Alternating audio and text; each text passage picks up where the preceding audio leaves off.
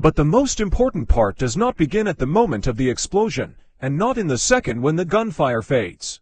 The most important part begins when the battlefield, for the first time since the start, sinks into silence. Not peace.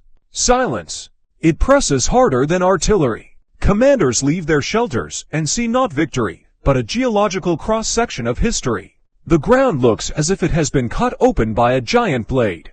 Layers of eras lie mixed together. Legionary shields are fused into tank tracks. Spears stick out of concrete slabs. Wehrmacht helmets lie next to modern armor plates, covered in ash. Engineering units report a new threat. The battlefield is unstable. Not because of the enemy, because of the legacy. Thousands of blades, cannonballs, unexploded charges, and fragments have created a chaotic zone that cannot be cleared by any manual. Metal detectors drown in signals. Every step is like walking through someone else's memory, and that memory can kill. Medics work without pause. Modern medicine can save what was considered hopeless only yesterday, but it is powerless against exhaustion. The fighters held on through adrenaline, discipline, and habit. Now all of that drains away. Hands tremble. Hearts lose rhythm. Some soldiers simply sit on the ground and stare into nothing, not reacting to anything around them. Psychologists register a disturbing effect. There is no sense of triumph among the personnel. No joy. Not even relief. Only emptiness, and the feeling that they have witnessed something forbidden. As if they look beyond a boundary no human is meant to cross. Reconnaissance reports that the armies of the past did not simply retreat. They collapsed. As systems. As an idea. Legions no longer obey their centurions. French formations lose cohesion even without pressure. German units act in fragments, trusting neither orders, nor maps, nor reality itself. The reason is not losses. The reason is the destruction of their worldview. For soldiers of the past, war followed rules. Even death was understandable. Here, the rules vanished. The enemy killed without appearing. Night ceased to be shelter. Distance lost meaning.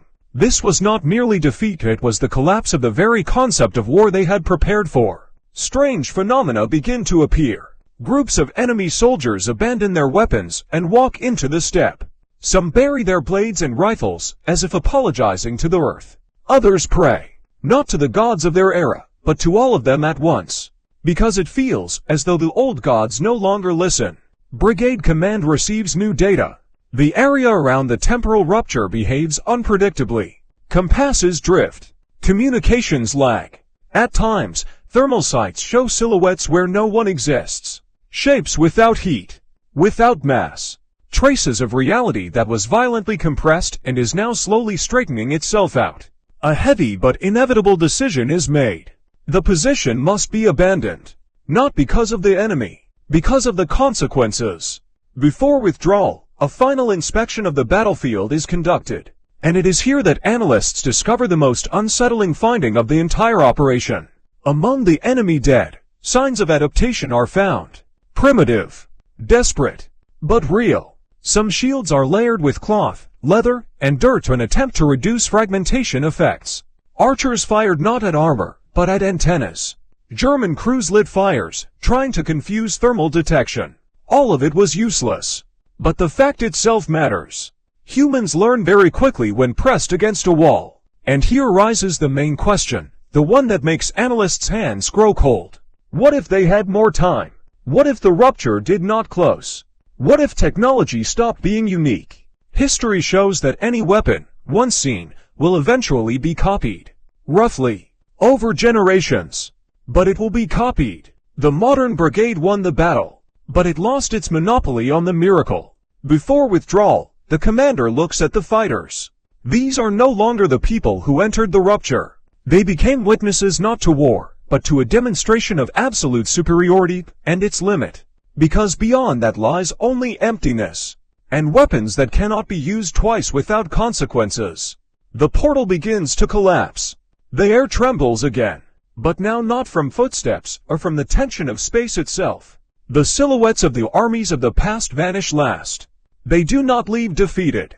They leave broken forever. The steppe becomes empty again. As if nothing had ever happened there. But history already knows. And it remembers. Which means the experiment is not over.